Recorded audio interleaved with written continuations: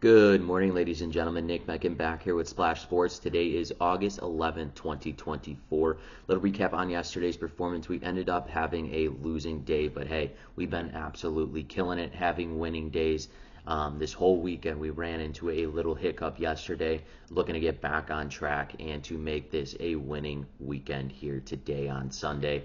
Remember, on this show, all we care about is the first 6 outs of the ball game, plain and simple. A NRFI means no runs first inning, while a YRFI means yes runs first inning. But before I get into those plays, you know what to do. Smash that like button for me and subscribe to my YouTube channel, and make sure to toggle on that notification button. That way, every time I drop a video, you guys will be notified. All right, let's have a winning day for Sunday's game. Lock it in with game number 1. The Houston Astros taking on the Boston Red Sox here. For the Houston Astros, they got Hunter Brown, 9-7 on the season, 122 innings of work. Does have an ERA just under 4, sitting at a 3.98, 130 strikeouts. He is averaging over a strikeout here per inning in 54 earned runs on the season here for Brown. He'll be matched up here in Boston versus James Paxton, 9-3, 99 innings of work. Does have a higher end of an ERA, sitting at a 4.43, 73 strikeouts and 49 earned runs. You look at James Paxton, what he did in his last performance.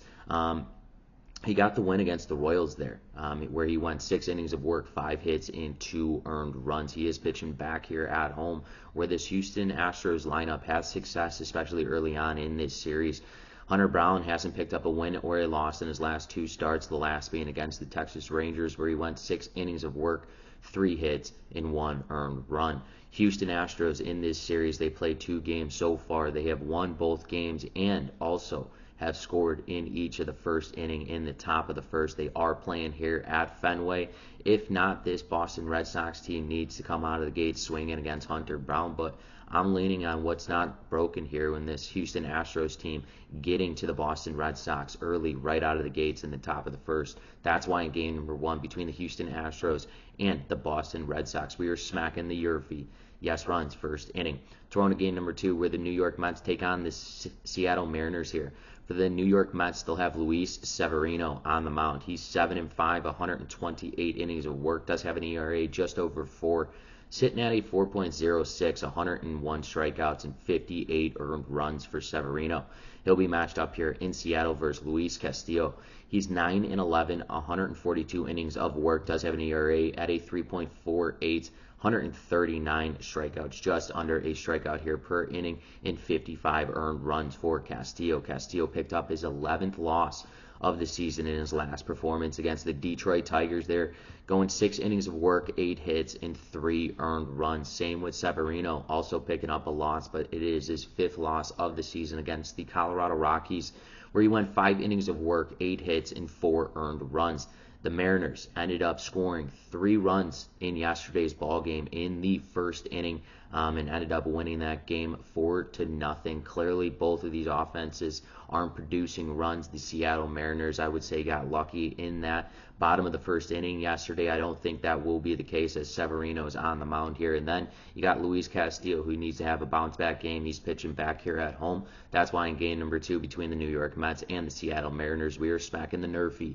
No runs first inning. So under a third and final game between the Baltimore Orioles and the Tampa Bay Rays here. For the Baltimore Orioles, they got Albert Suarez on the mound. He's 5-4 with 83 innings of work. Does have an ERA sitting at a 3.66 here, 67 strikeouts and 34 earned runs for Suarez. He'll be matched up here in Tampa Bay versus Jeffrey Springs, 0-1 on the season, 8.2 innings of work here in ERA, a little high, sitting at a 6.23, 6 Ks and 6 earned runs for Springs. Springs started his last start was against the Cardinals there, where he went 5 innings of work, 6 hits, and 4 earned runs, and picked up the loss in his start.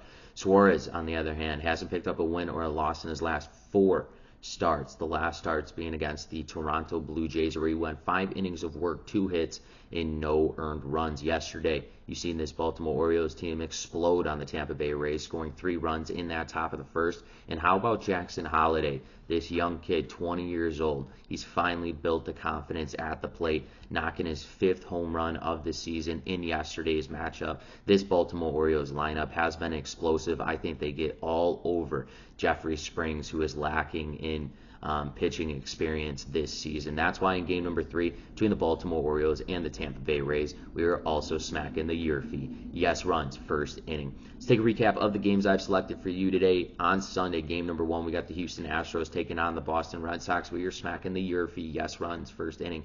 Game number 2 between the New York Mets and the Seattle Mariners. We are smacking the NRFI, no runs, first inning. In our third and final game between the Baltimore Orioles and the Tampa Bay Rays, we are smacking the YRFI, yes runs, first inning. Once again, ladies and gentlemen, this is Nick Menken with Splash Sports. If you have not done so, smack that like button for me. It helps me out a ton, and it costs you guys none. And let's finish the week on a positive note. Best of luck and best bets.